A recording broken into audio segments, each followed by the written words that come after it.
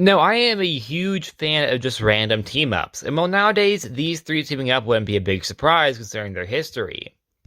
However, at the time, it was a very unique trio of heroes, that being Starfire, Animal Man, and Alanna Strange. Starfire is Kory Anders of Tamarrian.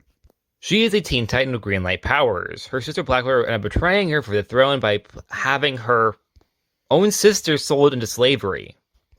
Animal Man, aka Buddy Barker, a fourth wall-breaking shapeshifter with a connection to the Red, has ties to supernatural characters as well as once being a family man. That was until his son got murdered and his wife divorced him at his funeral. Yeah, that was a intense two-issue arc. And Alanna Strange, no need to say AKA this time. Pretty straightforward, he is practically DC's Flash Gordon. That being he's from Earth, however was beamed across the stars to another planet where he would meet his wife, Alanna Strange. Now these three heroes would be paired up together in the 52 series. It was a series during a time where the Trinity had taken off a year, and it was to show more B-listers, or even C-listers, as to what they were doing. And as a fan of B-listers, I personally was very pleased. Now this series, we will get multiple stories of different heroes in each issue. And their stories will continue in other issues, either the next one or the one after that. With Starfire Animal Man and Alanna Strange being paired up in a story together that was Across the Stars. Their first story started in issue 5, where we learned that they apparently crash-landed on some planet. And it's been a while by the time we first meet them. As we see, Starfire and Animal Man have become good friends, which has a bit of a brother-sister vibe to it.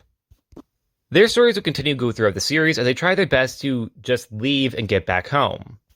However, always run into different conflict or characters, and issue 9 they'll be hunted down by the Devilance.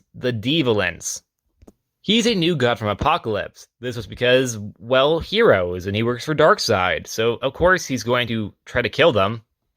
And tried he did, because he lost. This story also seems to have a Predator vibe and references in it, I think. It might be a parody. I say possibly, maybe, because I can't tell if they were intentional. Like, there's some Predator vibes and references in this story that feel like it's trying to be a parody. But I looked all over the place and I couldn't find anybody either confirming or denying that this is true. It's because this new god Devilance is hunting them through a jungle of alien trees. As their stories goes on, they end up teaming up with Lobo, as well as dealing with the Emerald Empress, who has a history with Lobo, and it's developed that apparently he's the one that actually gave her the Ekron's eye, which is this Green Lantern being that Lobo fought and took one of his eyes and gave it to the Empress, who now uses it as a weapon. Now they do eventually make it home and create a new version of the Rebels team, which if you don't know was a 90s superhero team, which went on space adventures. However, Animal Man doesn't actually join the team, but instead it's Starfire, Alanna Strange, and Lobo forming it. Which does make sense because Animal Man does have a family on Earth, and the Rebels team is going to be in space. Lobo was actually on the original team in the 90s, as was Vril Dox, who would also join, and they also added a Captain Comet. They will get a 28-issue series, starting in 2009 and ending in 2011.